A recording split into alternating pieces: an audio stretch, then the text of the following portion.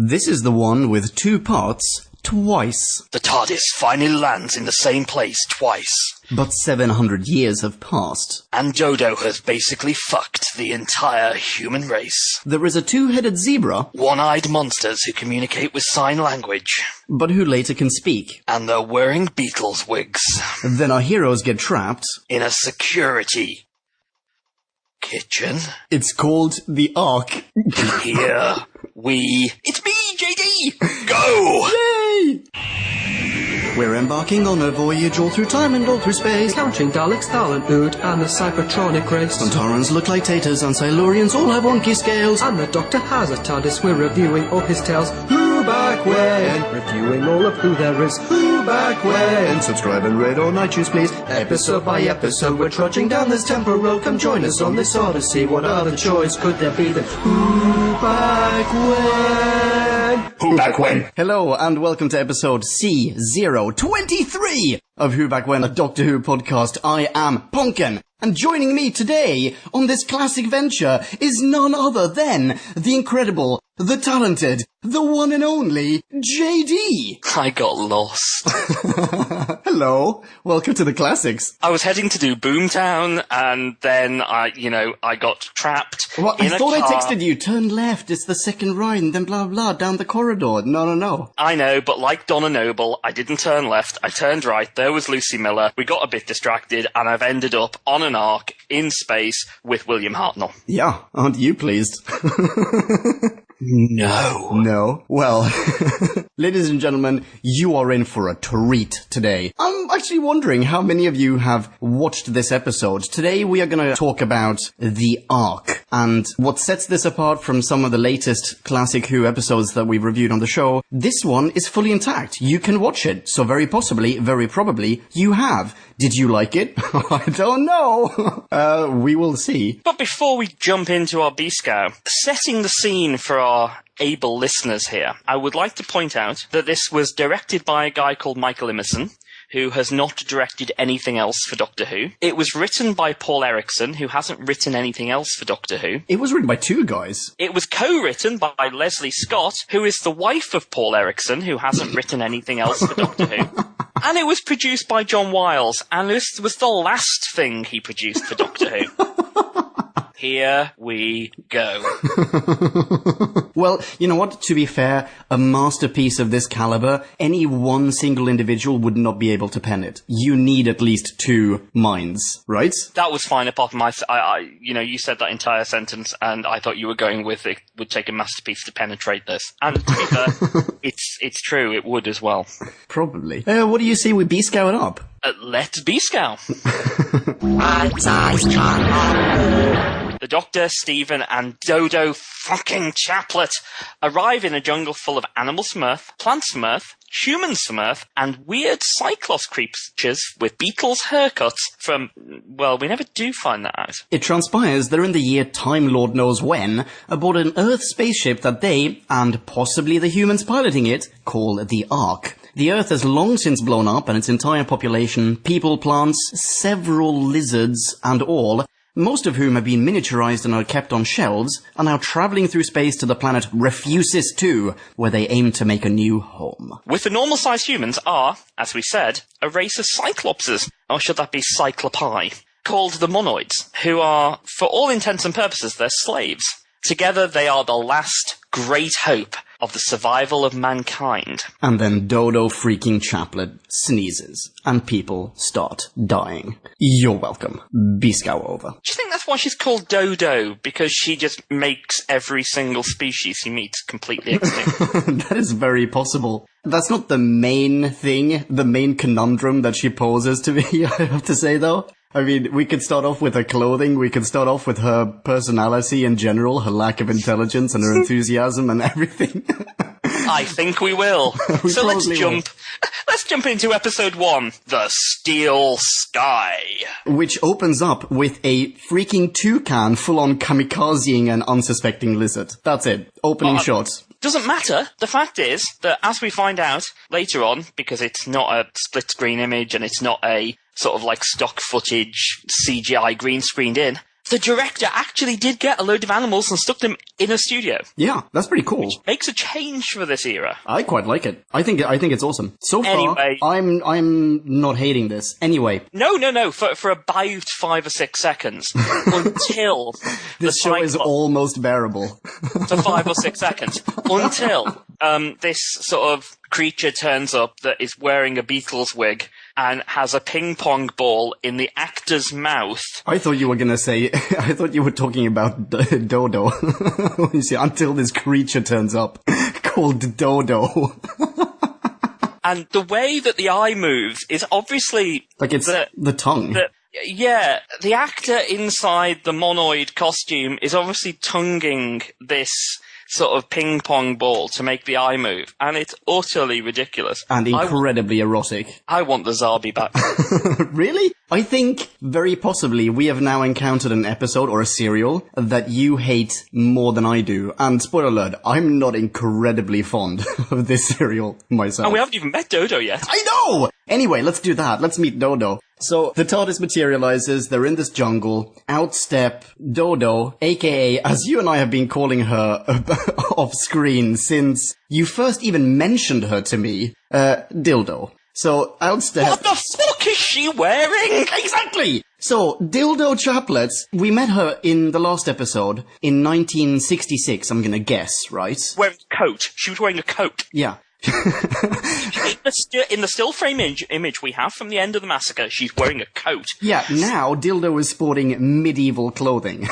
What? What the actual fuck? And not only good medieval clothing, she looks stupid. Yeah, she looks like she got this in like a fancy dress shop. And this is obviously because she just runs out of the TARDIS willy-nilly spreading germs, and there might be no gravity, there might be poison everywhere, but she runs out gaily dancing through the lizards and creatures, looking utterly ridiculous. And not only that, in the past 5 minutes since the end of the massacre, what's actually happened is she's gone from being Mancunian to being a received pronunciation British English. Yeah, that's in my notes as well. In my notes I've said, also her annoying accent seems to have evaporated, but then later on, that accent returns. No, that accent doesn't return. Okay, well, some accent returns. She actually goes to speaking Cockney, the stupid... Oh, is it Cockney? No, shit, you're right.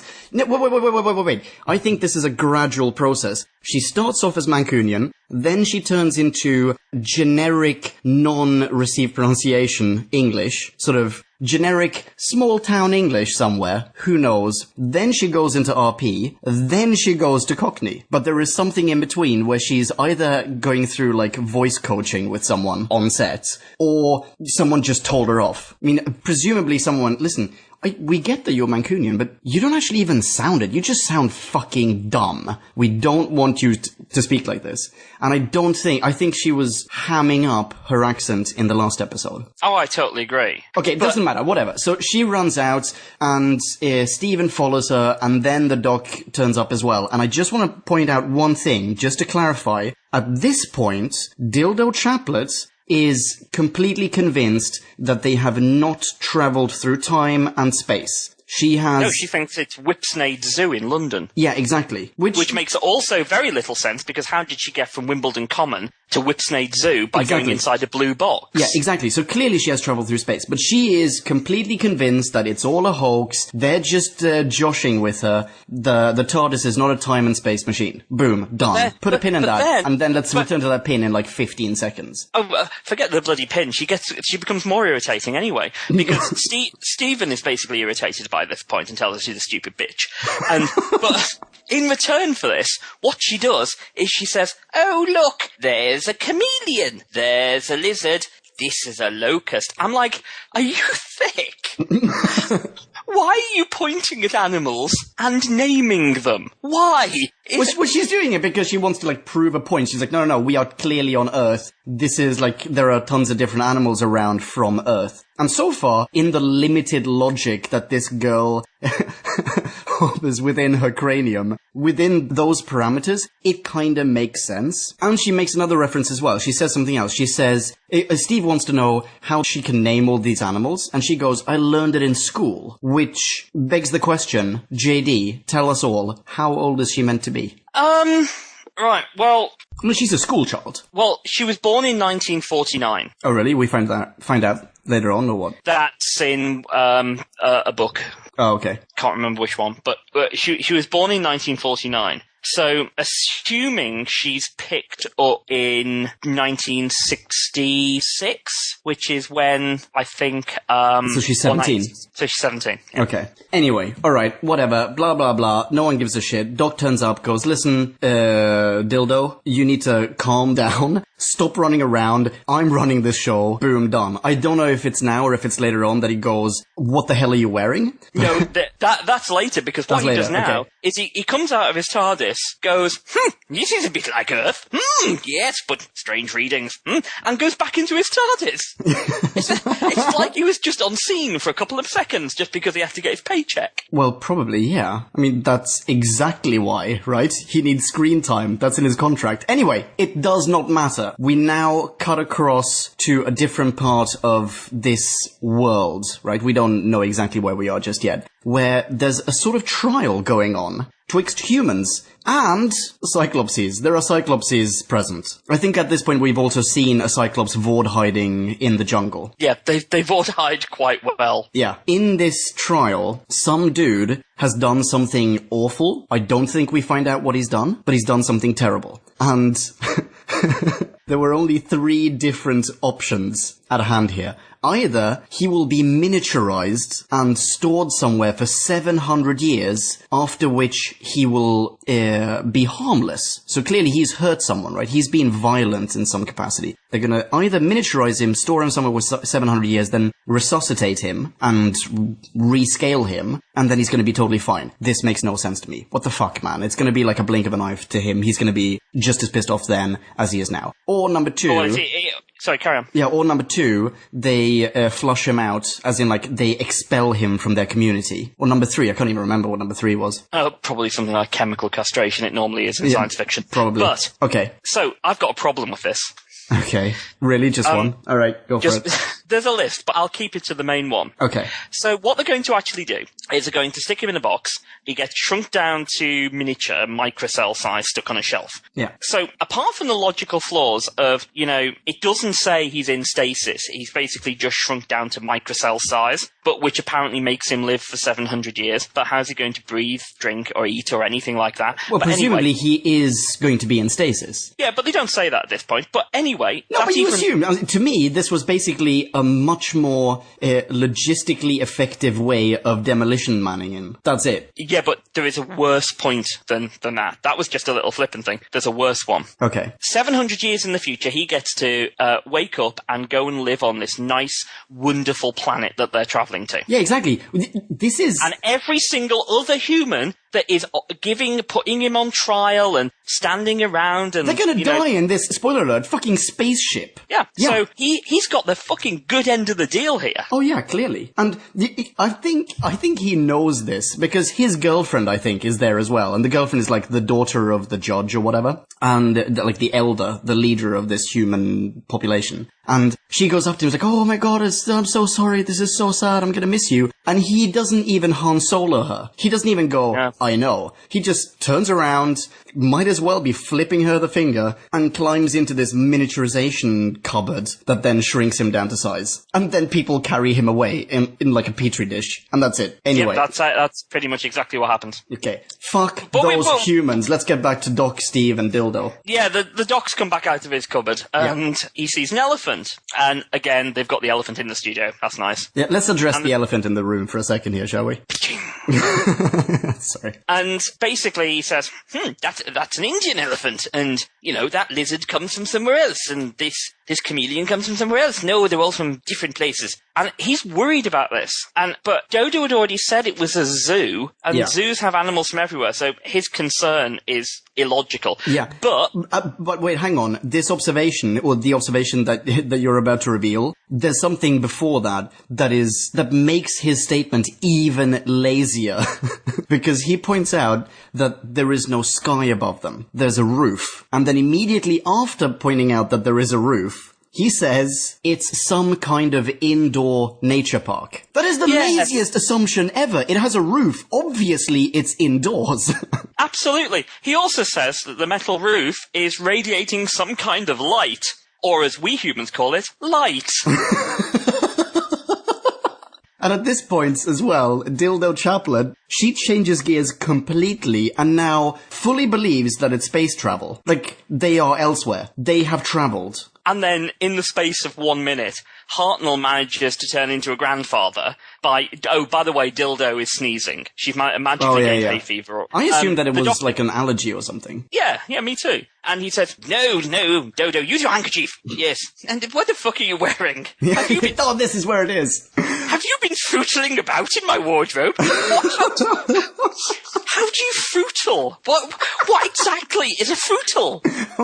I would like to get a hold of the Doctor's dictionary. What is fantastic as well, in fact, I think we should pop in a soundbite here, because it fits so incredibly well with the Doctor stumbling over words and making up phrases and expressions that aren't even part of any language, let alone English. Because he says to Dodo, soundbites? Soundbites. My dear child, if you're going to be with us for any length of time, you'll have to do something about that English of yours. What's wrong with it? It's terrible, child. Oh, it's most irritating. And then he says, right, well, let's go and find out where we are, and then we can get you off to bed. And very shortly thereafter again, he goes, Yes, we've already established. At this point, Dodo says, you're not going to send me home, are you? And the Doctor says, well, couldn't do that if we wanted to. So he's gone and kidnapped yet another human young female companion. Yeah, this is... Oh, again, sorry, shit, I'll cut this out. But you still haven't heard... I still haven't dropped my... what's it called? Review. The Massacre. Which very clearly he's got like a whole closet full of little girl skeletons. So the skeleton in his closet is Vicky. Anyway, so now there are some monoids lurking about the place, and because Dildo is still sneezing, Stephen goes up to her, covers her mouth. He has not learned... Well, actually, he's much better at preventing people from sneezing than Babs was in Space Museum. But was it just me, or was he holding her for an awkwardly long time? I mean, they just stand there. He's like... covering her mouth with his hand, holding her really close for like a full minute. No dialogue. Well, yeah, and her face was in his chest. Yeah. It was... smelling his chest hair. It was the least erotic thing that I have seen in a Doctor Who episode ever. You know, and we've had Vicky on screen. But yes, so we've already established this place as illogical. Okay. Oh, that's what I meant before. Sorry, I popped that in the wrong place. Anyway, let's cut back to the humans, where they have now discovered that there are intruders. Like, they've located Steve Meister, Doc Hammer, and Dildo on their, like, scanning system. And one of them, this young dude, is that Zentos? I think that's, Zentos. He basically goes, listen, we're gonna go and freaking capture these intruding bastards, because they're clearly here to, like, sabotage operations, whatever. And the Elder, whatever his name is, he goes, no, not capture, invite them in. And he's like, he's clearly the good guy, even though, let's just say this right off the bat, I have ne'er encountered anyone chewing as much scenery as this old dude. Oh no, and not until Horns of Nymon, in the Tom Baker era, will you get someone who is literally chewing this mud scenery. Oh, there's one other, in the Underwater Menace, you'll get to that soon enough. Okay. Great. But literally, he's third. This guy is third on the list of Doctor Who scenery chewers ever. Okay. It is literally like, every time he's on screen, he's either dying and trying to emote. Yeah, in the most theatrical manner. Yeah. Yeah. Anyway, so meanwhile, in the Cave of Death, Stephen's got Dodo's face in his chest and looking quite sick for it. Yeah. And then this is why he gets ill. Spoiler alert. This must be where she, infects him. Yeah, because she's got super cold. He goes away from her. Yeah. And then she sneezes anyway, because she's just that much of a bitch. Yeah. and then she slips into Cockney by saying, "Well, me nose is running." Oh, really? It is Cockney already? That's Cockney, yeah. Okay. Ladies and gentlemen, I'm not from around here. I recognize Cockney most of the time, but for all I know, she was just hamming it up. Oh no, that was definitely not the accent she has for the rest of the episode. Oh, okay. All right. Anyway, so they leave the cave, and a group of Oompa Loompas kidnap them. Yeah. Okay, I've got 2 questions for you, dude. I'm sorry. One thing that I think we've missed, and that is there's a cave painting. Oh, this is actually when the doctor tells her, listen, your English is shit. Where did you learn to speak? There's a cave painting, and it shows a 2-headed zebra, which is given so much focus as to be discussed on screen by all 3 protagonists for about 30 seconds. And the theory arises, maybe there are such things as 2-headed zebras in this world. Yeah, so the Doctor, Stephen, Dodo, and the Yeti basically stand around and discuss this 2-headed zebra at this point. Yeah. So that's observation number 1. Number 2, when the Oompa Loompa cyclopses turn up, are they also really tiny? Yes, they are Oompa Loompa-sized monoids. Yeah, they're actual tiny cyclopses. Yeah, who are Vord hiding. Yeah, but why are they tiny? They're the only tiny ones that we encounter in this entire freaking 4-episode arc. Oh shit, 4-episode arc. Hey. Anyway, why are they tiny? Explain. Well, they've been through the cell manipulator to make them half-size so they can better Vord hide. I made that up. Fair enough. I like your explanation. I think that makes perfect sense. Yada, yada, yada. They are now captured / invited and taken to the humans. And the humans basically say, no, we don't believe you're time travelers, apart from the nice guy who says, yeah, we believe you're time travelers. Actually, the way he says it is more like, yes, we believe that you are time travelers. But in the 27th segment of time travel was undertaken and unsuccessful. And this is the first of our indication that these people don't know how to measure time. Yeah, you're right. We'll come back to this. Okay. Anyway, so I'm really sorry. 2 more observations. I am really sorry. Okay, observation number 1. The way that the humans interact with the monoids seems a little bit like maybe Rosalind D. Winter choreographed it, right? The way that it's the most ridiculous kind of sign language. Yeah, at one point, the monoid does quite a simple hand gesture, and then the human translates that into basically 2.5 paragraphs. Yeah. It's very sort of condensed sign language. A lot of fists. Yeah, Monoid Movement by Rosalind de Winter. I'd have loved to have seen that. That would have been great. Anyway, so that's number 1. Number 2 pertains to the time. So they are now in the 57th segment of time, which the Doctor deduces, so we have jumped at least 10 million years. Now, I don't think this correlates entirely to End of the World. No, it doesn't. It doesn't also correlate to Frontios, where we also see, and we also know about the Earth being destroyed. It doesn't add up. Not all those 3, and Terminus. None of these things have anything to do with each other. Okay. They're like 3 different Earth deaths. And the way that humans act in this one, like what happened to the humans, they haven't just spread across the galaxy, they're now all on shelves, spoiler alert. That's never brought up again later on either, is it? No, absolutely not. And it's not even like that, because even their dates are very different, and the dates and how the Earth dies is all very different. It has to be different. Yeah. But now you've brought it up, you have entered into evidence this thing about the 57th segment of time. Yes. Which is their measurement of time, and it's 10 million years in the future. Yeah. Now, the nice guy says that the Trojan War, Nero, and the Dalek Wars are remembered from 10 million years ago, from the first segment of time. All of that occurs in the first segment of time. Okay. In 10 million years, do you honestly think anyone will remember the Trojan Wars or Nero? They might remember the Daleks. They'll probably remember the Daleks. But 10 million years in the future. Well, and this was in his actually... memory. He didn't look it up on a database. He just said, no, they are from the first segment of time. Yeah, no. I did not think about this when I watched it, but you're absolutely right. You're totally right. Considering the fact that mankind has already forgotten about the common cold, I doubt that they would remember remember Nero or the freaking Trojan Wars. Yeah, exactly. Yeah, they might remember the Daleks. From what we know, from what we end up knowing about the Daleks, they will probably remember them. Yeah, because they're huge and they're going to last, like, not forever, obviously, but for a freaking long time. And then, magically, they managed to be able to translate the Doctor's time and their time quite easily because they say, using your measurement of time, that would be 700 years. Considering they measure 10 million years is 56 segments of time. Yeah. So do they say we are now in the 56.9724176 segment of time? Dude, since we are never given any detail on what a segment entails, we don't actually have to assume that the distance from one segment to another is always equal. It's very possible, like, the second segment will lasted in your measurements 200 years. And the third one, 7 billion years.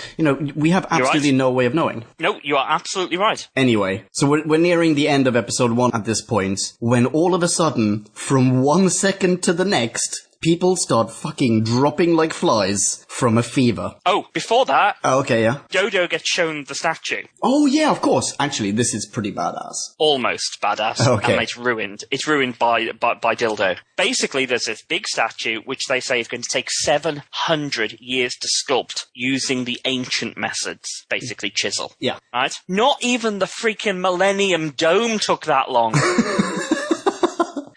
They're building a statue, which we find out is probably around about maybe 50 or 60, maybe 100, at maximum, feet tall. Yeah. By people who don't really know anything, building this out of... I'm not so sure it's with a chisel. It's like they're building it out of brick, and then they're applying cement or something to the outside. Because at this point, all they've managed to build is a foot. Like, there's just a foot. That's it. Nothing on top. It's not like a massive block of stone, and they've only carved out a foot. There's just a foot there. That's it. So that then begs the question, where the shit are they getting all these rocks and bricks from?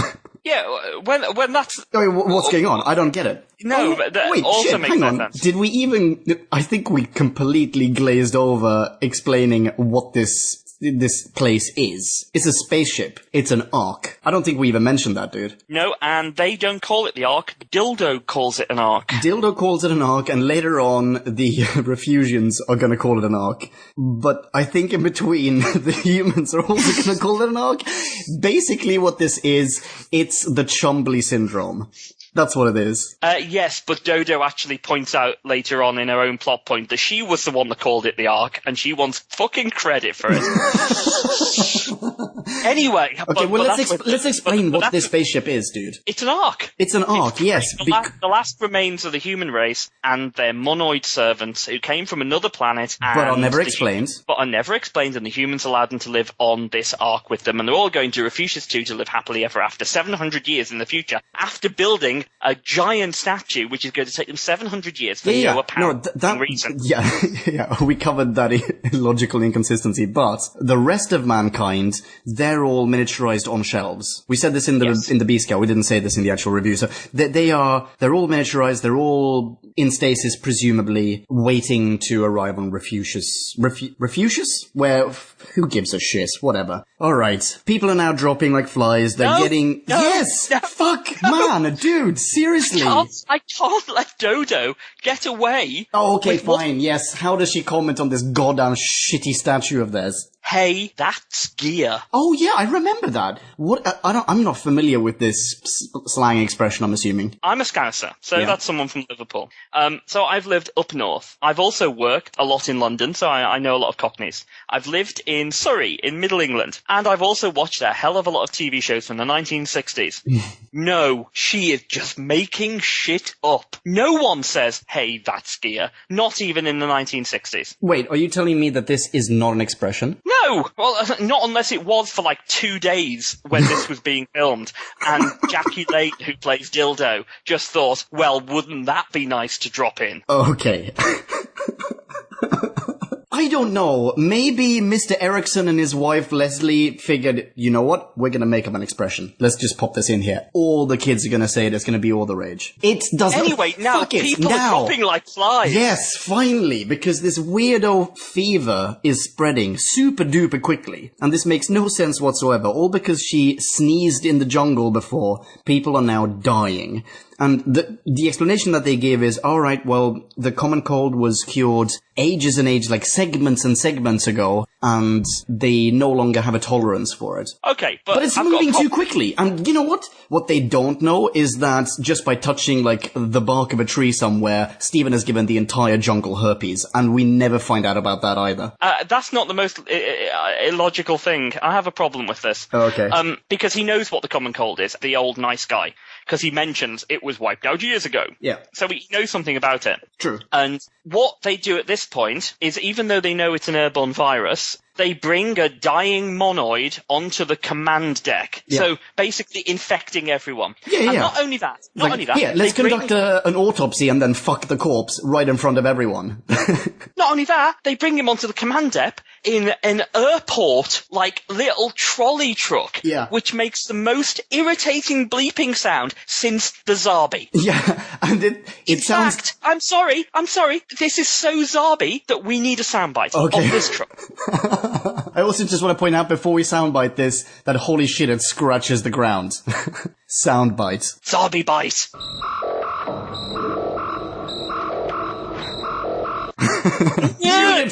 Beautiful. And I love later on, spoiler alert, when he backs away super slowly out of a shot for like at least 32 seconds. It's amazing. It's so good.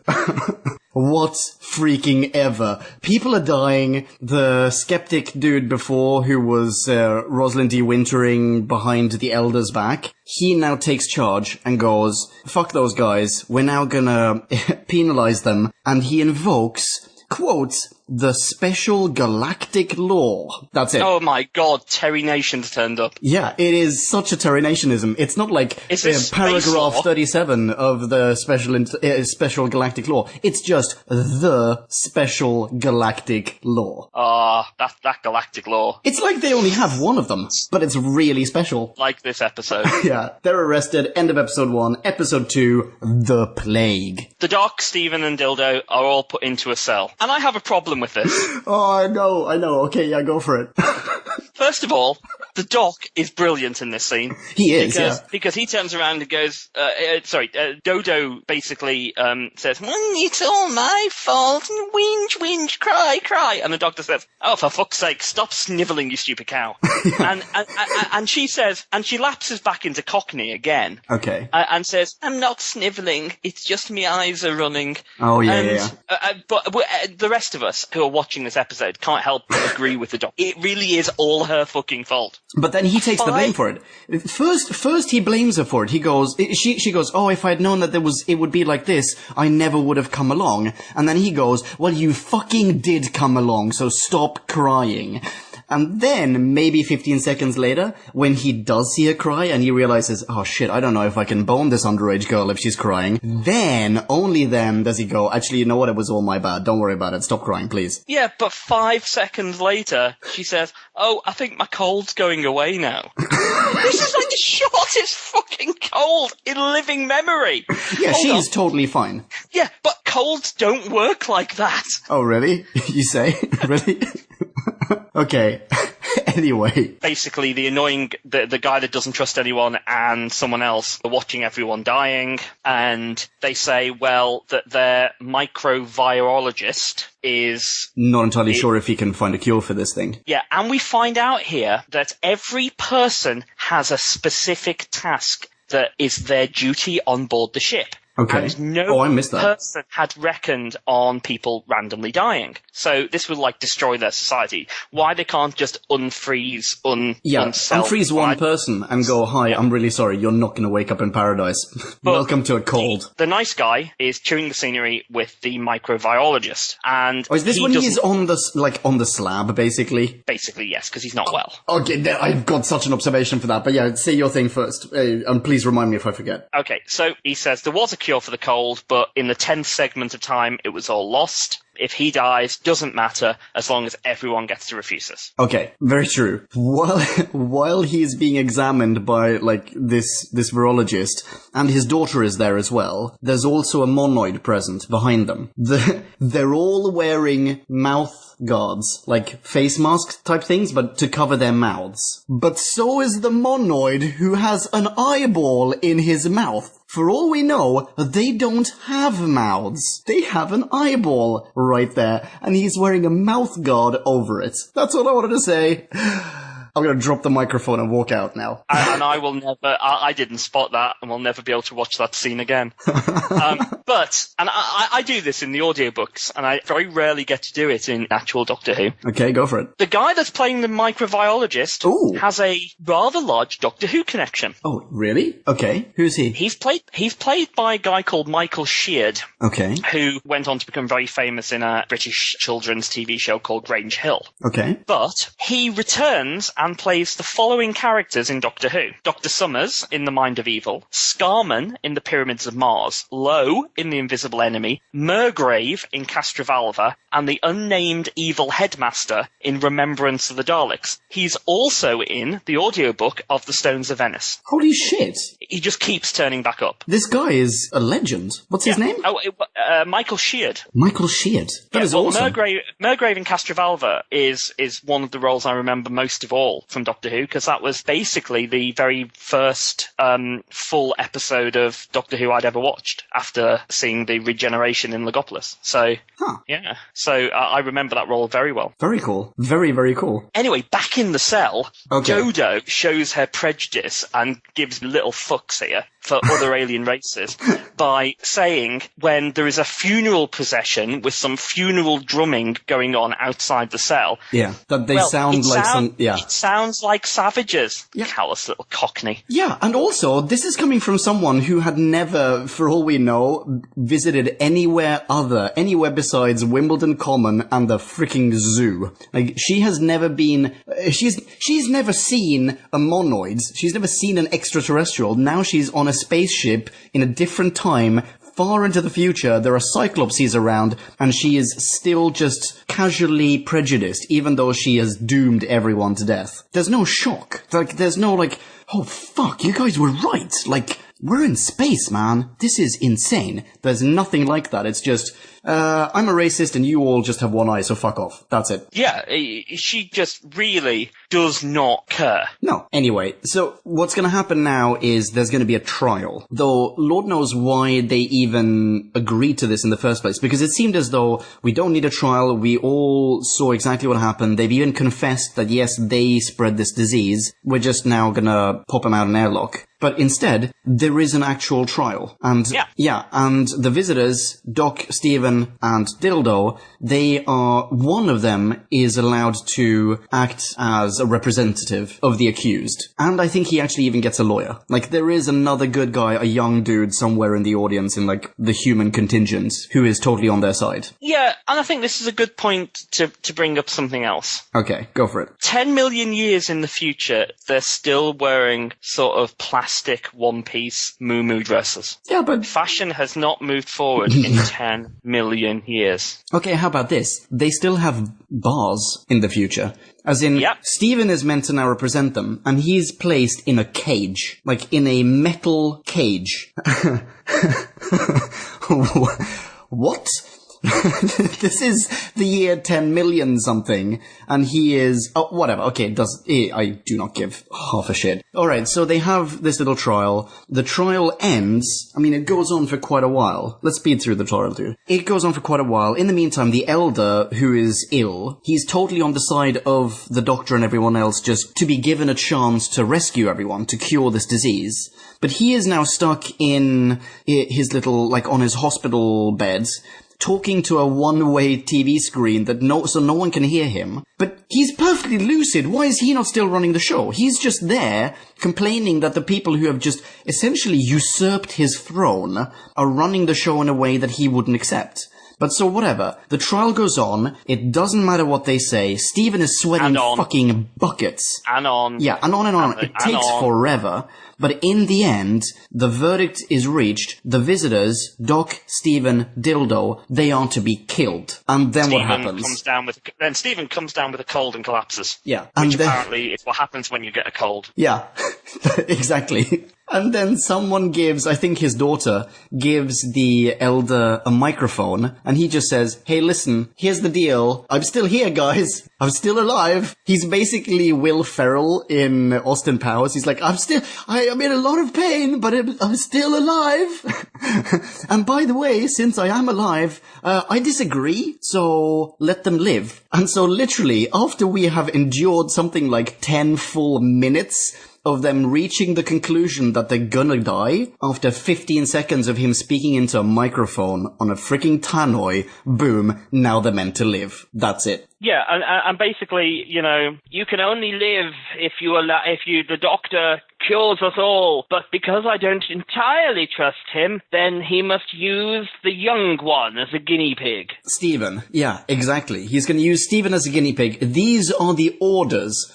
Does he follow these orders, JD? No. Does anyone react to him not following the orders? No. So, what value do the orders of the elder have? Sweet fuck all. Anyway, the doctor is now in his element because an authority figure has said go and do something. Yeah. And the doctor starts ordering everyone around. Yeah, just bossing everyone around. He tells the people to keep everyone warm. Okay, fine. He gives Dildo a list of things that he needs. Yeah. And so that she can go into the TARDIS and retrieve them. This is a person who, for all we know, has only seen the wardrobe of the TARDIS. And she footled around in that. Yeah. Anyway, so he does that, and then in the space of, I think, 30 seconds, yes, the doctor, through the power of exposition, has cured everyone. Manages to cure it using compounds derived from the membranes of animals and stuff from his TARDIS. That's the cure for the common cold. We literally get 10 seconds of animal montage. Yeah, I love that it says, like, he goes, listen, we need some elephant juice and we need some lizard juice. And the future humans, they go, and I quote, we need to undertake a large-scale hunt. This large-scale hunt is depicted over, this is exactly what I've written, 10 seconds of an animal montage. And that's it. That's the, quote, large-scale hunt. And you don't even need a hunt. These are perfectly docile animals. Like, this is the most tame elephant in the world. And over the next 30 seconds, everyone is cured. Yeah. That is really what happens. Yeah, and then also everyone just turns on a dime. I mean, literally every single human and monoid around was ready to flush Doc, Steve, and Dildo out the airlock. Every one of them. Then Dildo just runs out and goes, hey, Steven's all better. And people literally applaud and just go, well, F me, that's great news, guys. Yeah, but then she does it again, 10 seconds later, and goes, and the commander is better as well. God, it's almost like she doesn't have a personality. But, almost. And then we get a very solemn moment, because we all turn to the monitor. We look up as a flaming tennis ball crosses the screen. And what was that? Was that an asteroid or something? Like, what was that? It was the Earth going into the sun. Is that what it was? That was the Earth blowing up? No, that wasn't what it was. It was meant to be the Earth falling into the sun, but what it was a tennis ball on fire on a monochrome screen, badly lit. I'm okay with that. I'm not going to disparage them for that special effect. But why can they see the Earth? They've been traveling for quite some time. Why can they see the Earth? Magic. It's as though they've hardly left Earth's orbit if the Earth is that close. But that makes no sense, because if the Earth is that close, which it could be, because they could see that on the screen, it's taken them then maybe about a year maybe to get to where they are now, if Earth is still that close. Yeah. So they've done a foot of this statue in a year. Why does it take 700 more years to build? I'm not giving up on this fucking statue. Why does it take 700 more years to make the rest of it? It makes no sense. No, it makes no sense. Anyway, whatever. We're now going to end the episode. Everyone piles onto the bleeping trolley car. Yeah. And head back into the forest. Yeah, and they go into the TARDIS, and then, as I pointed out before, we get to see the monoid who's chauffeuring this freaking trolley slowly back out of frame. For longer than it took for the Doctor to cure an entire plague. Yes, exactly.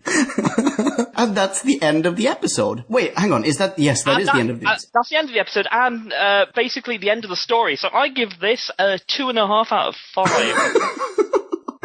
Oh, wait. It's not the end of the episode because we get the cliffhanger. So okay, check this out. He backs away. Then, sorry, I thought maybe this was the start of the next episode. It's actually the end of this episode. He backs away. Monoid reversing. Monoid reversing. Beep, beep, beep, beep, beep. So he backs away, the TARDIS dematerializes, rematerializes, apparently, very possibly in exactly the same spot, I'm not sure, but apparently in the same jungle. They disembark, the Doctor this time insists on disembarking first, looks around and goes, well, this is very curious, we appear to have traveled through time, but not in space. And then they notice the spaceship is totally empty. There's no one around. And Dildo... The Doc and Stephen are quite happy that they could have travelled in time. You know, this is time travel. They're used to this. Dodo goes... Oh, you're right, yeah. Dodo... Oh, let me go and see my old friends, which I only left 5 seconds ago. Yeah, fuck you, Dildo. You... This is now the end of episode 2. She has had over 40 minutes to get accustomed to the idea that she can travel through time. Whatever, doesn't matter. Anyway, she goes to visit her Gia statue. Yeah, which has now been completed, but with a slight difference. We didn't mention this before, but we got to see plans for what this statue was going to look like, and it was basically just a human dude holding an orb. And now we see that it has the head of a monoid. Which is actually quite creepy. Yeah, I have to give that was very creepy. Yeah, that is the cliffhanger, and I think that's pretty freaking badass. That bumps up my rating for this show. Yeah, for a couple of reasons, actually. Number one, this is the first time the TARDIS has returned to the same place. Yeah, that's true. Apart from the 73 times that they went back to London circa 1965, give or take 1 year. What? Well, let's see here. In Dalek Master Plan, they went to London I don't know how many times. Every single time... They've been to London 1 billion times. They were just in fucking Wimbledon, for God's sake. Dalek's Master Plan, they don't go back to Earth in 1960. Well, yeah, they do. Maybe. Yeah, they do. We get to see New Year's Eve. They go to the police. Exactly. In one single episode, in Feast of Stephen, they go to London around about 1966, I think thrice. Okay, but in Feast, we ignore Feast of Stephen for many, many, many reasons. Fair enough. Okay. Anyway, episode 3, The Return. Oh, that is exciting stuff. Really exciting stuff. Okay.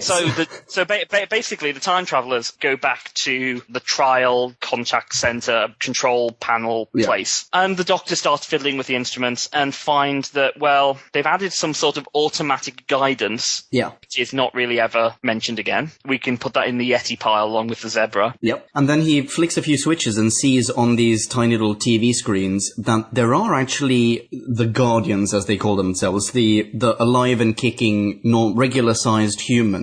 They are actually still on board, but they seem to be serving monoids. Basically, we then skip across to what looks suspiciously like some sort of kitchen, which... Yeah, but it's a really secure kitchen, dude. Well, at this point, it just looks like a kitchen, but by the end of this story, the word kitchen will fill you with dread. Yes, very much so. So we go to a kitchen, and basically the monoids are shooting people in the kitchen. So. Yeah, exactly. And then there is an actual encounter. So Doc, Steve, and Dildo, they meet, is it 3 different monoids and a couple of human slaves. And the monoids, they've now devised this collar, I guess you could call it, with a little voice box in it.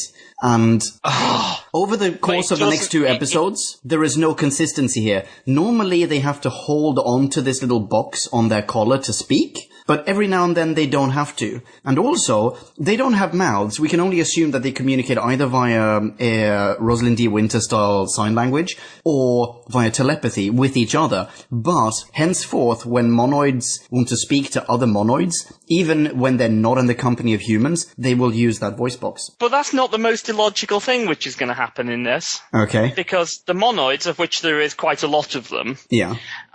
they're all numbered. Yes. And the leader is called number 1. The second in command is called number 2. Yeah. So if the leader was to die, does everyone have to change their number and increase it by 1? Possibly. Or maybe they This have such a stable society. That might be it. Maybe it's such a stable society that he's never going to die. Like this... Oh, by the way, and they said they very recently had their little revolution where they took over. Very recently. Which, by the way, means that they constructed an entire head of a huge monoid statue in very little time. Possibly in, like, let's say, a year's time. If they could do that, why did it take them 699 years to build the rest of the fucking statue? Oh, and by the way, why do the Doctor and Stephen assume that 700 years exactly have passed before they meet the other survivors? Just because there's a completed...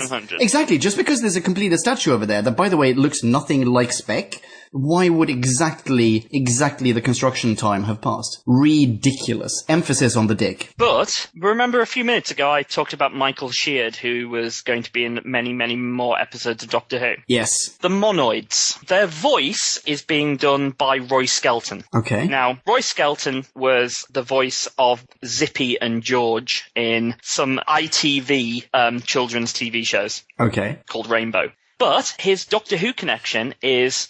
Over the next 25 years, he has done the monoid voices, the Cybermen voices, the Dalek voices, the voice of the Dalek Emperor, the voice of the Crotons. In one episode, he voiced K9. He also appeared as a character actor in Colony in Space, Planet of the Daleks, Android Invasion, and The Hand of Fear. Holy shit, we've got another legend on board. Yep. That's awesome. And in this one, he's doing the voices of the monoids. Well done. So, here we find out that 1 and 2 are basically talking to the Doc, Stephen, and Dildo, and expositing that, they brought a strange fever on board, and basically the humans died, the monoids died, and Dodo then turns around and goes, yes, but we cured it. And then number 1 basically bitch slaps Dodo right in the face by going, well, yeah, but it was only a little temporary. Another strain of it broke out later, which sapped the will of the humans, and then we took it over. So it is actually all Dodo's fault. Fuck you, Dodo. You've actually enslaved the entirety of the human race. Go cry in a corner. Anyway, after this, number 1 turns to number 2 and says, go, bring the Grand Council together. And wait, we need to soundbite this. I know what you're gonna say. We need to soundbite it, dude. Soundbite? Soundbite! Take them away to the security kitchen. No! Security kitchen? What? What's a security kitchen? I mean, seriously, what is that? Is that just a kitchen that's been locked? Is it a kitchen with a guard? It's a kitchen, as you, by the way, rightly pointed out before we even pressed record. Last night, in fact, you pointed this out. They have knives in there. Like, why don't they poison the monoids by... Exactly! I was gonna say, there's even a scene later on when they're like, how are we gonna do this? How are we gonna beat the monoids? And they're like, stirring this massive vat of penne all'arrabbiata or something. And they're like, guys, seriously, why don't we just pop something? Like, put some rat poison in here. Surely they must have, like, all kinds of insecticides and shit in their garden to protect the jungle and whatnot. Kill them! Poison the shit out of them. In literature, and TV, there's an item called Chekhov's gun. Yes. Where if you show a gun in Act 1, you need to use it by Act 4. Yes, we have discussed this on many an occasion on the show, I believe. Exactly. So, here we've got Chekhov's security kitchen, because this kitchen has so many ways of killing monoids, And in the end, not one of it is used. You know, it's like if you show a Yeti in Act 1, the Yeti needs to appear again. Yeah, or at the very least be explained. Okay, seriously, for all those out there who have pointed this out to me now on Twitter, and thank you, by the way, for doing so. For all of you out there who believe that the Yeti in Marco Polo was a freaking dude who worked for Tigana and sported a fur coat, I respectfully choose to disagree. Because I like the idea of there being a Yeti that is never explained. I really like that idea. There you go. Just like there's a two-headed zebra that's never explained. Yeah, what? In the security kitchen. Yeah, hit me. The humans, they've heard that the doctor has come on board, and they say, but he was a legend. He came here once before. Yeah. And the doc, Stephen and Dildo come in, and, you know, they prove that they are who they say they are. How did they do that? Wait. Stop right there, dude. How do they prove that? All they say is, yep, we were here before. That's us.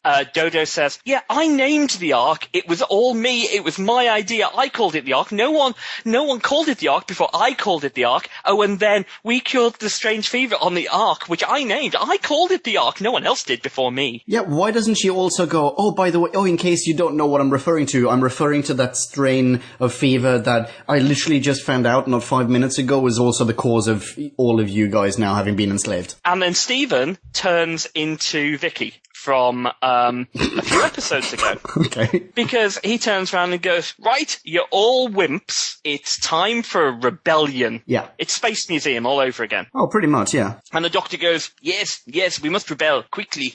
And Stephen and the really stupid humans of this time, who, you know, obviously they've all contracted Dodo's virus, so therefore they're all stupid. Yeah, I was going to say, it's the dumb virus. They have, in the space of 30 seconds, the worst rebellion ever. Yeah. It's over in 30 seconds. There are like 20 of them in there. There are 20 of them in this security kitchen. They could hit monoids over the head with ladles if they wanted to, but they don't. Instead, one monoid turns up with like a ray gun or a heat gun or whatever it is. Steven almost grabs the rifle. Someone jumps on his back. Everyone else just stands by. Someone jumps on his back slowly. Super slowly. Everyone else just stands back and observes the whole thing long enough for another monoid to turn up and go, hey guys, seriously, break it up, okay? Seriously. And that's it. Yeah, it's the worst rebellion ever. And that's even counting the one Vicky started. Yeah. Whatever. Let's cut over to numbers 1 and 2, I think it is, who are now discussing, that they're approaching... What's it called again? Refuses. Refuses 2. Thank you very much, Terra Nation naming convention. Anyway, they're approaching Refuses 2, and therefore they will need to send down a landing party, on which will be number 2, the Doctor, Dildo Baggins, and a couple of human collaborators. And that's it. That is literally it. But I think number 1 also points out, by the way, guys, I've got a plan. It's foolproof. It's totally kick-ass. There will be no more humans. By the end, we are going to be on Refuses 2. The humans are going to be long gone. I've got this completely covered. But we don't find out yet what it is, I think. No. So, anyway, long story short, the Doctor, Dildo, an other person, and 2 go down to the planet. Yeah. And I think the prop, the little pod that they go there in, I think that looks spectacular. Oh, absolutely. It's Holy probably, shit. It's very good. Yeah, it's super good. The way the door opens, it looks like, I don't even know what to liken it to. You know what it looks like? It looks like, what are they called? In Enterprise, the Star Trek prequel series, Enterprise. You know those round shapeshifter spaceships? That's what it looks like. Like it opens up. It's like a little Borg ball. Yeah. I think it's quite good. But it's very good. They get down to the planet. They can't find any refusions. And wait, hang on. By the way, there are refusions now? Like, I think it was alluded to in the very beginning. They thought, oh, you know what? We think that you 3 are not time travelers. You're actually refusion spies who are here to sabotage our trip. But that's just a theory for all I know. For all we know. That's just a theory because they've never been to Refuses 2. Using audio telemetry, they they had only seen that, Refuses has air and water and all the necessary requirements for human life, right? That's it. But they don't know if there are people there. And now all of a sudden we find out there's a fucking civilization on the planet, like, that they knew about. That's correct. Oh, for fuck's sake. Alright, anyway. But either way, Dodo and number 2 start having a conversation. And this is possibly the most ridiculous thing which has happened in Doctor Who since Edge of Destruction. Okay. And hit me. Basically, Dodo says, well, you should get everyone to start coming down, because it's going to take a long time to get everyone down from the Ark down to this planet in these little pods. Then number 2, to Dodo's face, turns round and goes, don't worry, it may not take as long as you think. I know. And then wait. The follow-up has to be soundbited because it's so fucking dumb. We have to soundbite it. We have to soundbite it. Before we soundbite it, okay. Dodo actually then turns round and calls him on his bullshit. Yes. Which leads to the following soundbite. Soundbite. It may not take as long as you think. What do you mean? Are you up to something? No. Oh my god. No. No. Could you do us a favour? That's exactly. Could you actually do a screenshot of Dodo and the monoid going, no? Because actually, he really does look guilty. Yeah, he really does. I know. I'll happily include that. Check out whobagwen.com. And we're going from the sublime to the ridiculous now, because the Doctor interrupts this love fest and basically says, "Oh look, there's a big house over there," and Dodo says, "Yeah, there's like a castle." Disney-style castle." They all go down to the castle. Wait. Before they go to the castle, there's what appears to be someone invisible. This is essentially right after they've disembarked their little space pod. Someone who is invisible gets on board the space pod, pulls a lever, opens the doors again, and gets off again. And occasionally, someone who is invisible, like, touches a plant or something. We just hear leaves rustling nearby, like they're being spied on, right? Yeah, we do. Okay. So they head off towards the castle, and around about this time, possibly before, possibly shortly thereafter, whatever, it's intercut with scenes of the monoids back on board the Ark, and we now find out that number 1 has, and the only way that this actually works is if he, on his own, with the aid of no other individual, be it a one-eyed individual or a two-eyed individual, he has on his own constructed a fission device, a bomb, that will blow up the entire Ark and take all of humanity with it. And the reason I say that he on his own has done this is that not even the number 2, like no one, genuinely no other monoid in their entire community knows where he has placed it. Yes. What? How can he even be in a position to say, listen, check this out, it's this huge ass fucking bomb. No one knows about it. How's that possible? Absolutely not. It isn't. Oh, god damn it. Alright, so whatever. They enter the castle. The monoid at this point, by the way, stumbles, because they're wearing flippers on their feet. And they're like wrapped in a blanket. So he stumbles a little bit. They still kept the shot. Great work, guys. And then he starts throwing vases around. This is like, how do we get someone's attention? I have a big weapon, or what I could do is throw the Ming china around. Yeah. Or maybe we could surreptitiously invade this planet by saying, listen, we come in peace, and then afterwards we blow the heads off these refusions that we still don't know what they look like or anything. But instead he comes in toting a laser blaster and shouting quite loudly through his little voice box that occasionally he touches, occasionally he doesn't have to, that he and his monoid buddies, they're gonna kill everyone and take over the planet for themselves. But it turns out someone else is watching, because this disembodied voice just goes, listen, stop throwing the china around. And the Doctor reckons it's someone in the room. Absolutely. And then he goes and throws another Ming vase, and then it's basically ripped from his hand by some invisible person, put back on the table, and then the flowers go back in the vase. So the Refusion actually, at this point, purely by doing this, obviously cares about sort of beauty and stuff like that. So even though we don't see the Refusion, because spoilers, they're invisible, from doing this that these Refusions are good guys. Yeah. Oh, absolutely. It feels like that from the way the scene is put together. Yeah. And I think that might actually be just about it, right? Yeah. Wait, no, hang on. Something else must happen. Well, we go back to the Ark, right? Okay. And we find, so they're talking about the fission device still. Right, yes. And this sort of human, this guardian, overhears it. And yes. He basically goes to the security kitchen. Yeah. And warns everyone. But no one believes him because he is and this is the first we've heard of this, a subject guardian. So or what they say to Stephen, what you would call a collaborator. Yeah, exactly. This is the first we've heard of this. So this is like an episode full of plot twist that we didn't need. But Stephen, being, the completely untrustworthy space pilot that he is, believes the collaborator. Yeah. So we go back down to the planet, and the Doc is basically sitting down, having tea with the invisible guy. Yeah. Cozying up to him. It's all good. Yeah, but wait, what? Okay, so the Refusion explains to the Doctor that once upon a time they had a physical form. This implies exactly. This implies that now they do not occupy a physical form. It's not just that they have a physical form, but they happen to be invisible.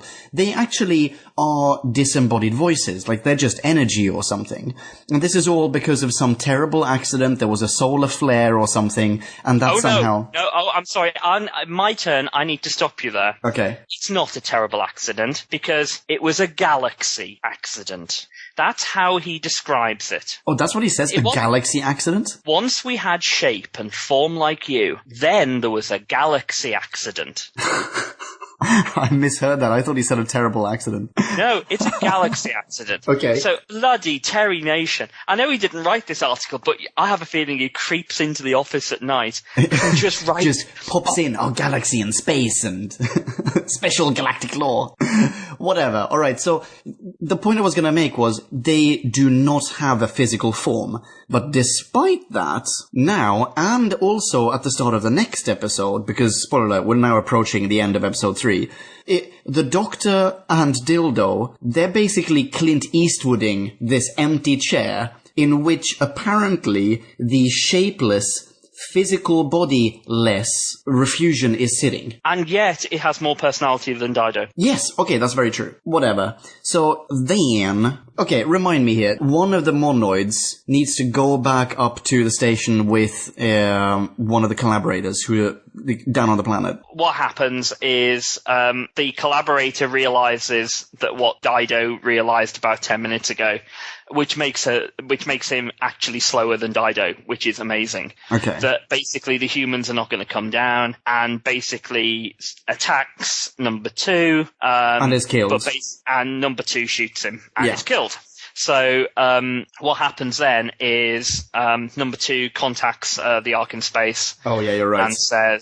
And says, yeah, this planet is what we want, but I must warn you about something. Namely, and then the pod explodes. Yeah, kablooey. Because one of the Refusions just, as in, kills him. Straight up murders the guy. Yep, and that is end of episode 3. Bingo. Episode 4, The Bomb. Number 1, who is this stupid monoid, which is saying something, basically is not at all worried by the fact that communication was cruelly interrupted by the guy being exploded, because 2 had begun, his report quite nicely by saying this is everything that we want. He obviously ignoring the bit where he went, but I need to warn you about. Yeah. So basically, number 1 is being completely thick and going ahead with his plan of getting everyone down to the planet. Anyway, the doc goes back to the Refusion and, essentially and just starts chatting with him again. Yeah, and they reach a compromise in a way. The Refusion says, listen, we welcome a people with a physical form on this planet because we want some kind of actual physical life to be on this planet, which is why we built this entire fairy tale Disneyland castle for you. But we will only accept a peaceful race to live on Refuses, or whatever it's called, number 2. So the Doctor now needs to prove that he is peaceful. And how does he do that? Well. Actually, he doesn't. He doesn't even really attempt to. No, and basically the Refusion basically says to the Doc, well, you've got a day. And if you don't fix all of this in a day, we are going to basically turn around and go ballistic on everyone. Yeah, but the Doctor is now stranded on the planet. He only assumes that they're going to send another space pod down to the surface. Has no way of getting back up to the Ark. Has no way of contacting Steve. Has no way of getting back to the TARDIS.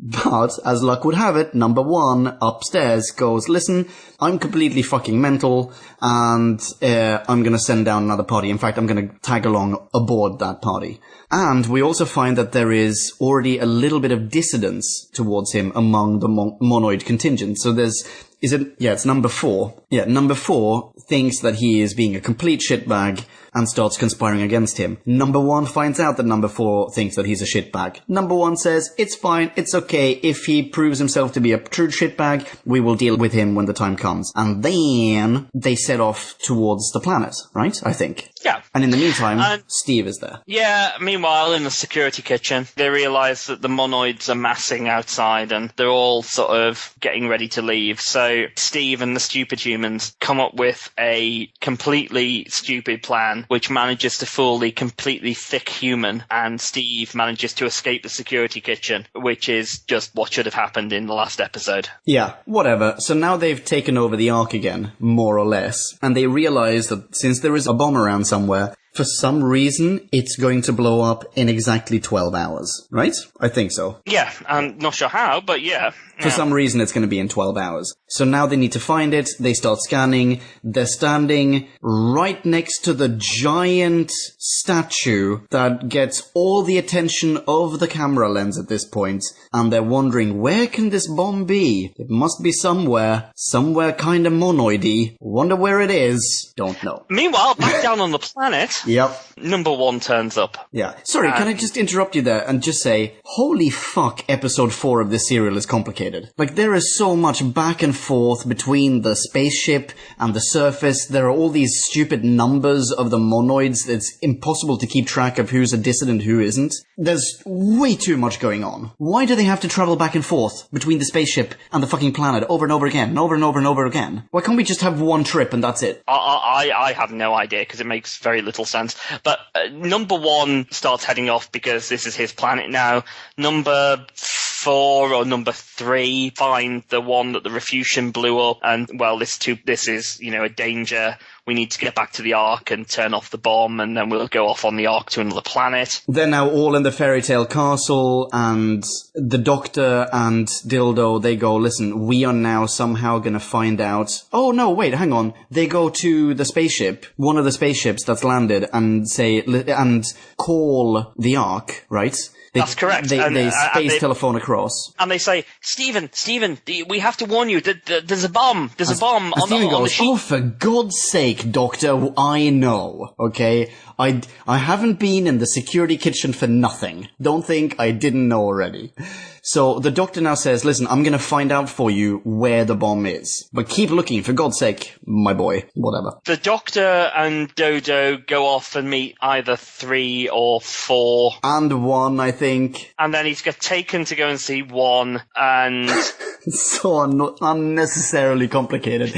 They're all in the castle. And then the spaceship, with apparently no one inside, but therefore we know it has to be a Refusion, is heading back up to the ship. Yeah, because the Doctor has told him to do so. He goes, listen, it's very easy to pilot this. If we get in the spaceship, then they're going to recognize us and they're going to kill us. But if you get in the spaceship, they're going to think it's empty. Because why would an empty spaceship pilot its way back up to the Ark? No There's reason so many whatsoever. logical flaws in that sentence, yes. Yeah.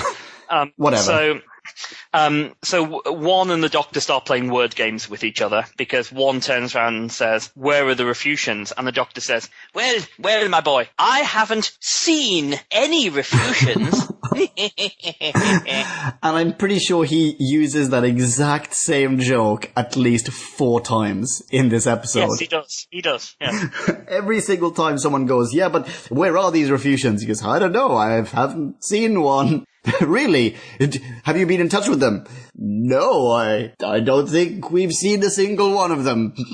And every single time he says this, every single time he recycles this really, really bad joke, he looks so proud of himself. He's like, oh my god, guys, I nailed it. Did you see what I just did?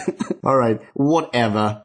So basically 1, 2, 3 or 4, or however many of them, basically, they reveal in front of the Doctor where the bomb is. Because 1 is so thick. In fact, 2 was thick, and he revealed his entire plan to Dildo. 1 is now so thick, he gives the entire plan away to the Doctor. Yeah. Which is basically, the bomb is in the statue, and the bomb cannot be removed. Yeah, because it's too big and heavy. That's it. In the meantime, the monoid dissidents have now, led by number 4, I'm assuming, they've gone, listen, this is shit. we're gonna go back up to the Ark. This is just plain dumb. And then they head off. And number 1, meanwhile, to one of his, compadres, goes, hey, listen, check this out. We're gonna go and kill them. And they all set off, and we get a monoid laser battle in the forest. And that's it. Meanwhile, back on the Ark, Stephen and Female and the collaborator all basically have an existential discussion about whether, they should stay on the Ark or go from the Ark or do something from the Ark. Yeah. And it just keeps going. So no one gives a shit. Let's speed through this. Long story short, the invisible, non-physical entity that is the Refusion, he basically just goes, stand aside, peeps. Check this out. I'm gonna do this now. And then he, being just an energy creature that wouldn't sit down in a goddamn chair and have a chat with the Doctor and Dildo, he levitates the gigantic statue, pops it in the airlock and whatever, and before he has had time to get out of the airlock, Stephen and the female future human immediately spring to action and go, we can do the rest of this. We're gonna open the airlock. And then, fortunately, before they press the button, the Refusion goes, okay, yeah, I'm out now, I'm clear. It's safe to press the eject button. And that they do. And the Doctor and Dildo basically get the ship back up to the planet, and we get the Doctor moralizing and going, well, as I told your forefather Zentos many moons ago, humans must travel with understanding as well as hope. And I think I've said that line before. Yeah. Yes, I did. yes, episode 2, don't you know? And so they go back on board the trolley cart of death into the jungle and into the TARDIS. Yeah, and then we end the episode on some really, really shitty parenting, where 2 of the future humans go, we're gonna have to tell our great-great-grandchildren about this. And the, prospective great-great-grandmother goes, yeah, but what if they don't believe us? The prospective great-great-grandfather goes, well, we will fucking make them believe us. Concluding words of the episode. Boom. TARDIS dematerializes. End of this horrifically confusing serial. No. Oh, no? Because on board the TARDIS, Stephen and Dodo are in the control room. Stephen seems to have changed his clothing, but we don't know when he's had time to. Wait, on board the TARDIS? Yeah. Oh, this is not in my version. I have not seen this. Mine just ends ends with them entering the TARDIS. Boom, done. No, there's another scene. Oh shit, I've not seen that. Okay, what is it? What is it? So Stephen is at the control console, and he's changed into some stripy number. Okay. And Dodo has got rid of those pathetic clothes that she's been wearing for the last 4 episodes. Thank God. And has changed into something with a peaked cap and some sort of O's on her shirt. Okay. It's not much better. So they have a little bit of banter, and they see the Doctor starting to fade in and out. What? And the Doctor sneezes. And the Doctor, Dodo, turns around and goes, "What, do you think that could be to do with the refusions?" And the Doctor goes, "Yeah, no." And then he disappears completely, but you can only hear his voice. And he says, "No, we're in grave danger. This is some form of attack." Next time, the Celestial Toy Room. Oh, sweet.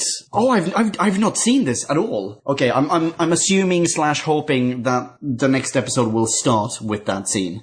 Yes, it will, because that is the only scene which exists from episode 1 of the Celestial Toymaker. Okay. Part 1, yeah. Awesome. Oh, I look forward to that. That's amazing. I'm very glad to hear that Dildo Freaking Chaplet finally changed her clothes.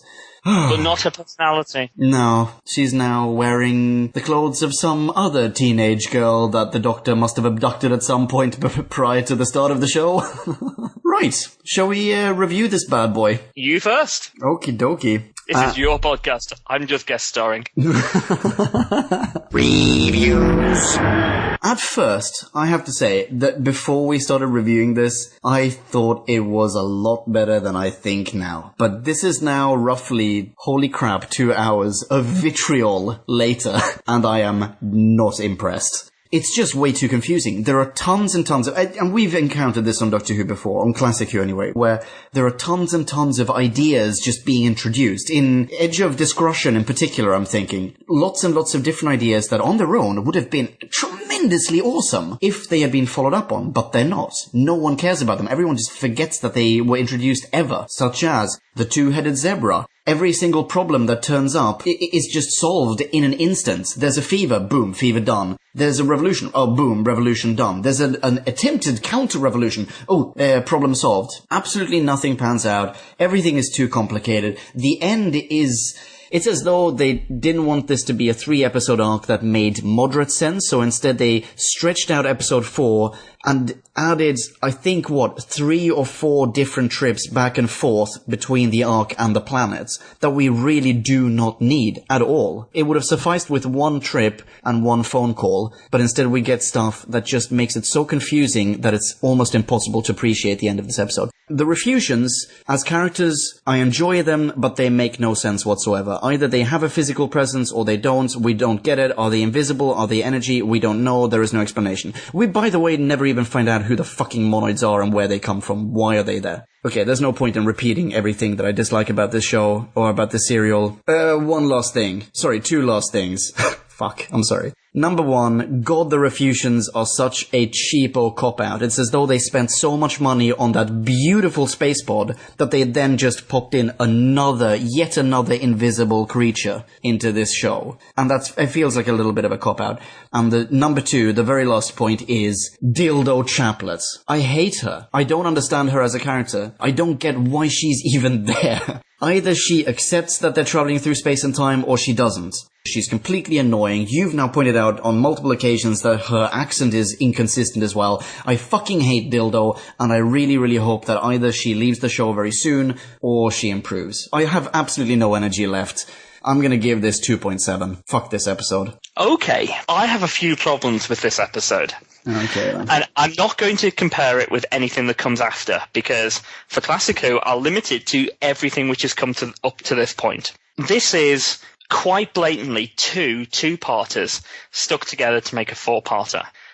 One story, but you can be viewed as two-parters. The first 2 parts, what they end up doing is they have a fairly good plot line about Dodo having an illness and destroying the human race. Yeah. That's actually quite a good plot, and that could have been, it's like Planet of Giants, that sort of, race against time to get people better. Had it have been a 4-parter about that, I think it would have been quite good, because that is actually quite good material. But in the end, they cure it with almost literally a deus ex machina in 30 seconds. And then we go to the second half, which is about a slave race who overthrow their masters and become the masters. And it's about revolution and counter-revolution, which could have made a nice four-parter, like Bits at the Space Museum. That could have been another very good story if the monsters had been less thick. But what we get is we get two-parters which are very compressed. The ending of both of them is quite compressed in a way. The ending of the Doctor fixing the illness is 30 seconds. The ending of the counter-revolution and the revolution is basically nonsense. It's solved by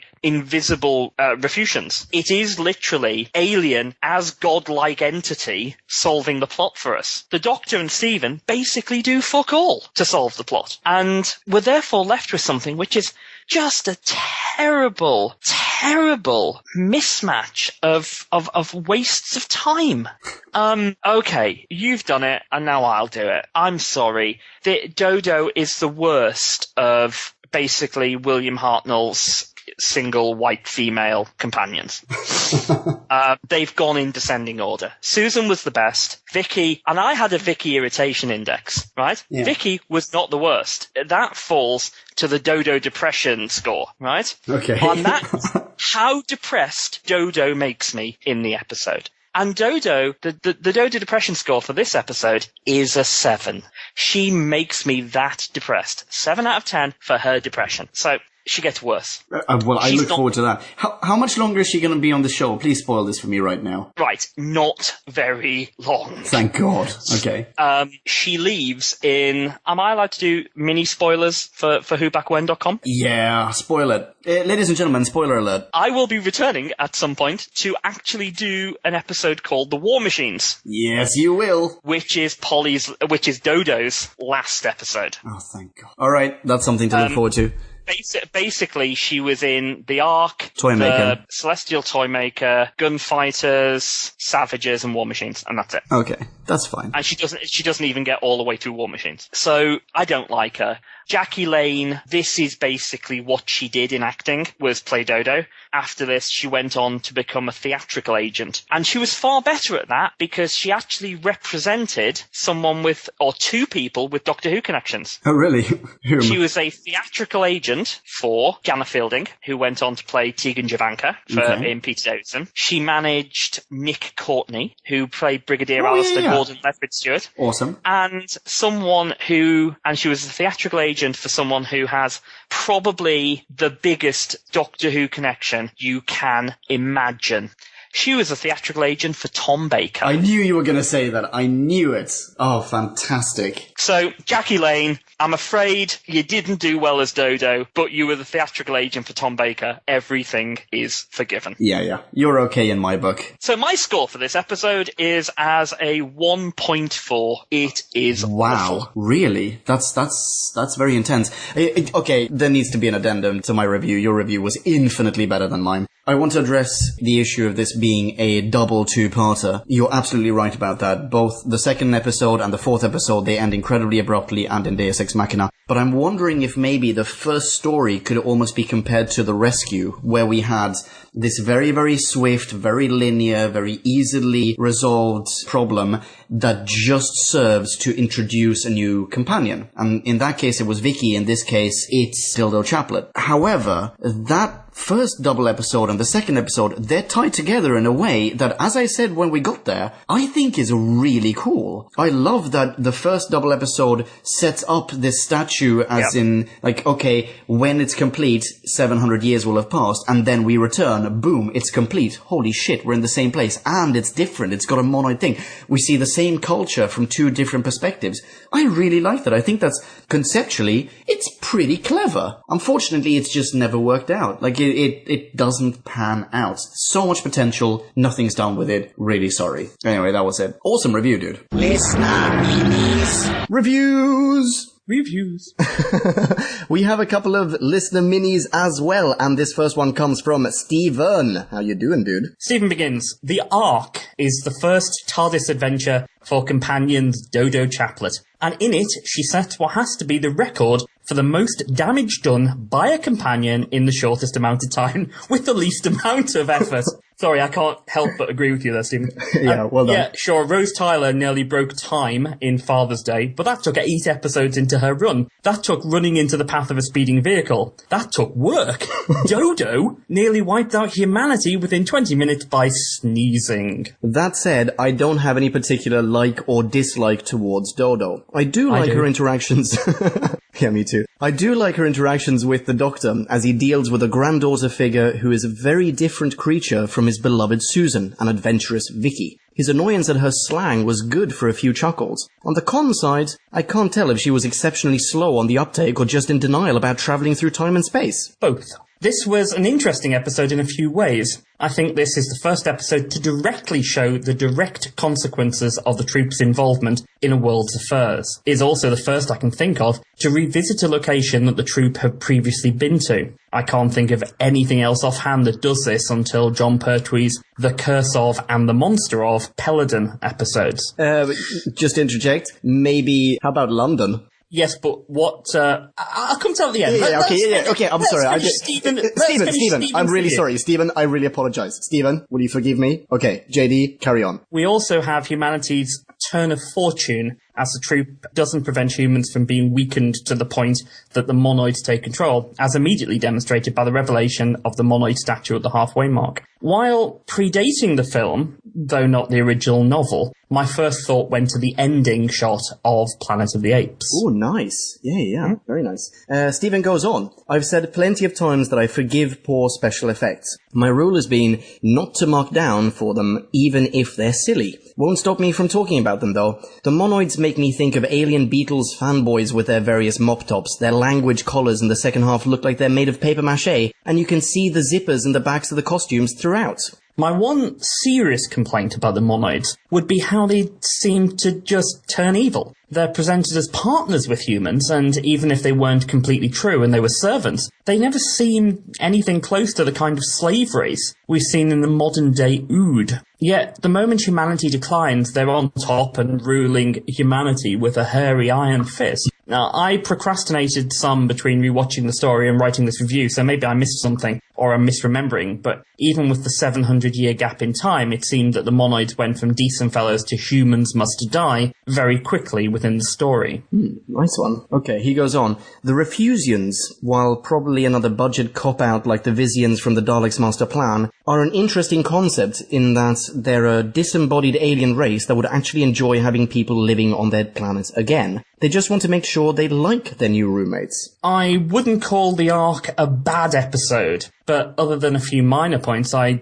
don't feel anything particularly stood out for me. I'm going to take the middle ground and round it up to a 3 out of 5. There were some interesting concepts, and it's always fun to see a first-time occurrence for the show, but I just don't feel there were anything to warrant rating higher. On the other hand, I don't want to rate overly low in case I end up marking down for something in the story I forgot or simply failed to catch on my own. Fair enough. Well, thank you very much for that, Stephen. Yeah, thank you. Awesome. You can follow Stephen on Twitter. He is at sgamer82. That's 82, the number. Wait, hang on. Wait, dude, seriously. Sorry. I don't want to cut you off. What were you going to say? Let's go back to your point about London. Yes, okay. I also want to make a point about the Ood later on. Stephen's point, I actually agree with. That what you were saying about revisiting London, he's never revisited a place and then seen the outcome of his actions. So if he'd returned to London in 1969, let's say, and had seen the outcome of an unearthly child somehow by revisiting what had happened to Ian and Barbara. Or the chase even. Seeing the outcome of dropping Ian and Babs off in the chase. Or rather, them dropping themselves off. Yes, or, Daleks on top of the Empire State Building, what Morton Dill had done. But that never happens. And I agree, the Curse of Peladon, Monster of Peladon, are ones that really show that what happens 500 years later, etc.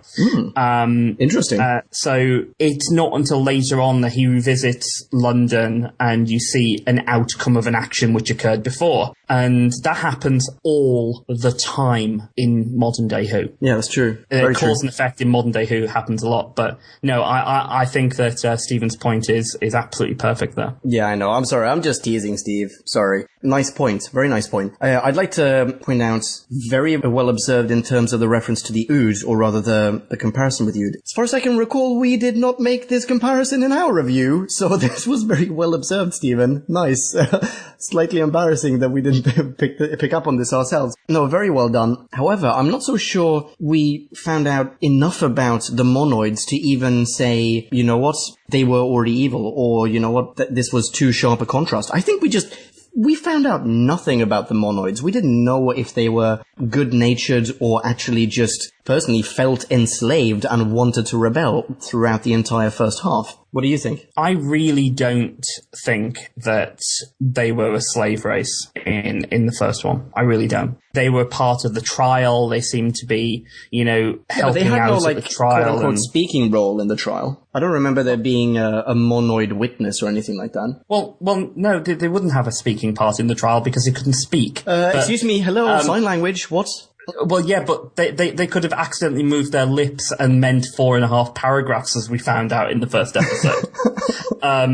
So no, I don't. Accidentally moved their lips and an eyeball would have fallen out. And in fact, I think that in the trial, the monoids were asked their opinion in episode 1. Oh, really? Yeah. I've completely blocked this out of my mind. Okay, nice. So, yeah, well, thank you for that. And as we said, if you're not Stephen, please follow him on Twitter. Yes, seriously, I do. Okie dokie, thank you very much. Next up, we have Gallifrey and Buccaneer. Gallifrey and Buccaneer. How you doing, dude? Gallifrey and Buccaneer. I'm sorry, I don't know why I sang that. Okay, Gallifrey and Buccaneer starts off. The Ark comes as a welcome treat in this era of Hartnell's run, where it seems every story is either missing or doing something a little bit different to normal. 12-episode Dalek epic, dispatching companions, gaining companions, twin Doctor character, and so on. It's so refreshing to have the Doc & Co. land on an alien planet and go exploring and meeting the locals. Dodo debuts here, seemingly losing her working-class accent with each successive episode. Mm-hmm. She's okay. That's about all I can say about her. She's even more of a stock young female companion than Vicky ever was. And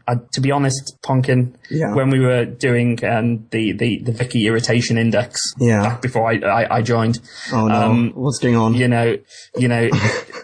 Did you honestly ever think there would be more of a stock young female companion than Vicky? No, I can't really say that I ever did. She was just distractingly dumb and distractingly annoying. I don't even think I ever conceived of anyone being more stereotypical. I was mainly focused on anyone, literally anyone turning up and being less annoying. Anyway, Gallifrey and Buccaneer goes on. The monoids are the most interesting part of this serial. Admittedly, they look absolutely idiotic with ping pong balls for eyes and weird Beatles haircuts, but at least they're a tangible alien. The important factor is what they represent, and I'm not a fan of it. For the first 2 episodes, they're essentially lower-class citizens to the humans, not speaking and just getting on with their work. Blah, blah, plot happens. But then the Doc & Co. return to the planet to find the monoids have taken over. Why is this? Because the humans have become weak, and we trusted the monoids enough to give them arms and a form of speech. Well, that's great. Typical Doctor Who stuff, helping lesser races to coexist, except here they don't coexist, they become the new rulers. Okay, fine, so they're evil then? Well, not really. They're portrayed as incompetent, divulging crucial information to humans whom they've overthrown, right out loud in front of them and generally being unfit to lead. Once they go full evil by planning to bomb the humans, the Doctor sides with the humans in killing the opposing monoids off and re-enslaving the surviving monoids. It's just incredibly racist and imperial writing,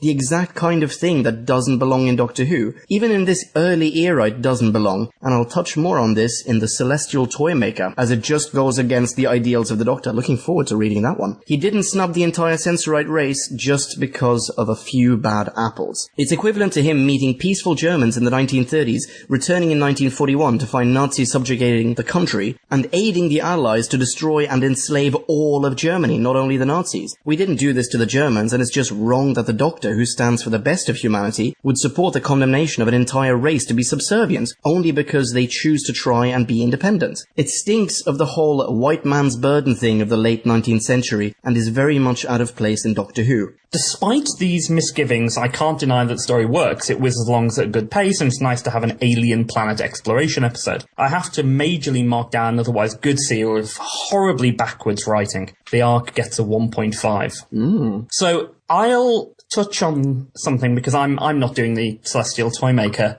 so I'll touch on what is going to happen in Celestial Toymaker very, very slightly because I happen to agree quite a lot with Buccaneer here. The word celestial in this era was a synonym for Asian, so Really? It is the Asian Toymaker. That explains the clothes. Yeah, so it's a white man playing an Asian character in Asian costume, being generally evil, and it's quite.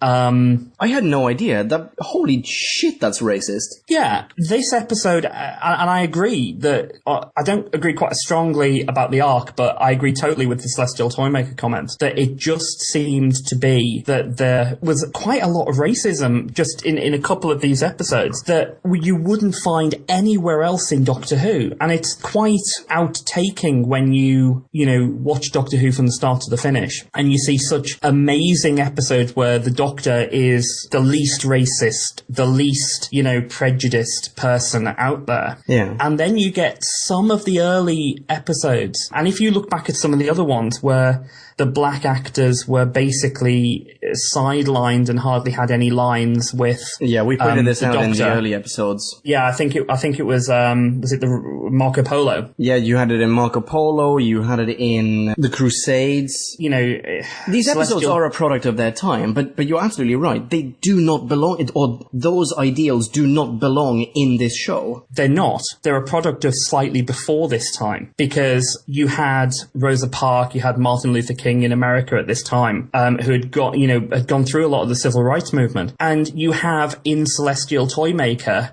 a line which is edited out or slightly fuzzed in some versions, purely because it couldn't, broadcast versions couldn't do it. I'm going to stick up for Buccaneer on this one and say that is a very good catch and something I totally agree with in the classic episode. So it goes away, and it goes away very, very quickly. And Doctor Who is, for the rest of the time, generally absolutely non-prejudiced, non-racist, non-anything like that. So well, I'm glad to hear that. I'm not entirely sure if I agree with what you said, though, in terms of this not being a product of its time, but a product of prior times. Because this was, 1966? 1966, I think, right? Yeah.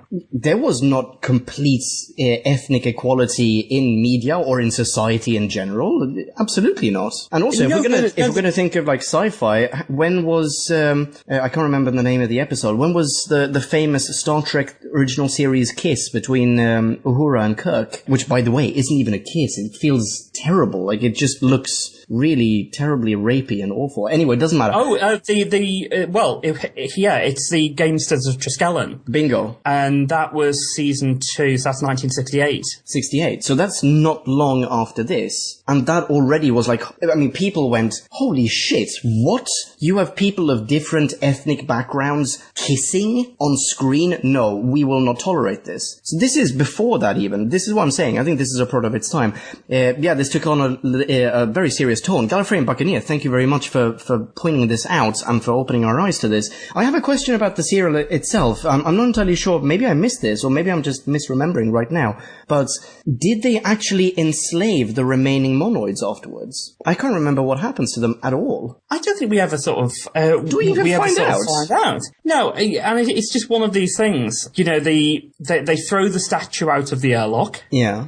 I have a feeling that the monoids at some point say that they've put the rest of their people in cold storage on one of the shelves, which almost suggests that they've thrown out all of the miniaturized humans. But I don't remember there being any action taken towards the monoids afterwards. The end was the Refusion said, you've got to go and make peace with the monoids. And the Doctor says, yes. Okay.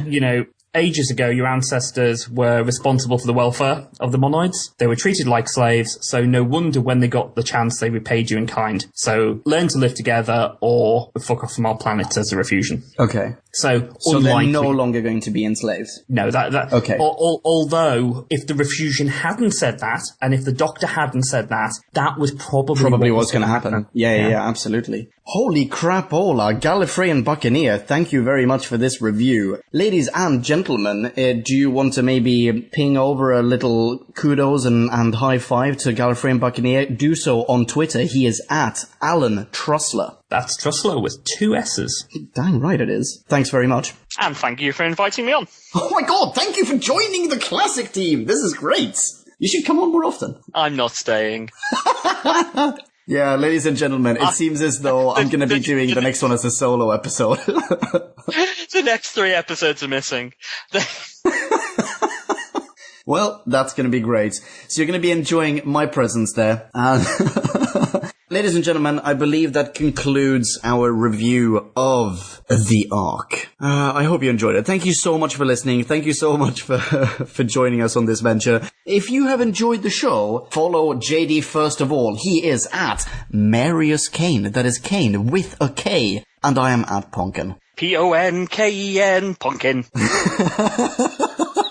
That's great. And if you don't know why I sung that, go and listen to the Doctor Dancers, where I said that I would sing on the next review I did. I'm going to take that as a soundbite. That's going to play every single time I introduce myself. JD, thank you again so much for joining the review. It's been a pleasure. Okie dokie. Catch you in the next one, ladies and gentlemen. Bye-bye.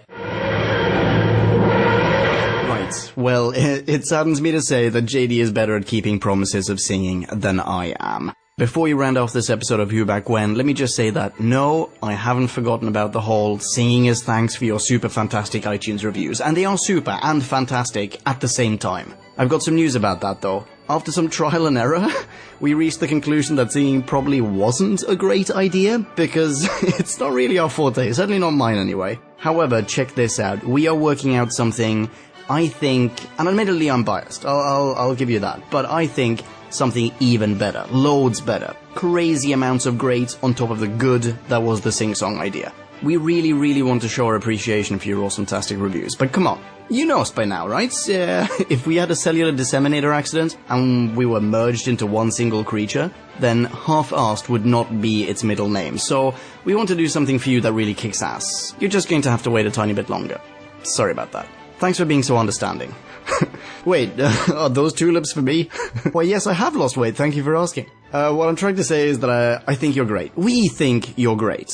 And in lieu of a song, let me just say, thank you. Kablamo! There is one thing left to do, because I am pressing my ear against the window pane and I can hear a lot of you out there asking, hey, Ponken, what are we going to do until the next episode drops? Well, I'm glad you asked because here's the answer. Like us on Facebook. That's facebook.com/whobackwhen, all in one word. Find us on Google+, that's +whobackwhen, all in one word. Check us out on SoundCloud, vote us up on Reddit, go mingle with the flipping badass space collection of space stuff we've got on our space sites, whobackwhen.com, and there you can leave a comment, submit a review of your own, peruse our ever-growing visual index of aliens and monsters and more. Oh, and give us a rating and review on iTunes, and add your name to the long list of people who'll be receiving a bombastic, arty, magnificent, magical, kinda saucy thanks on the show very soon. Rock on, and be rad and excellent to each other. Ciao.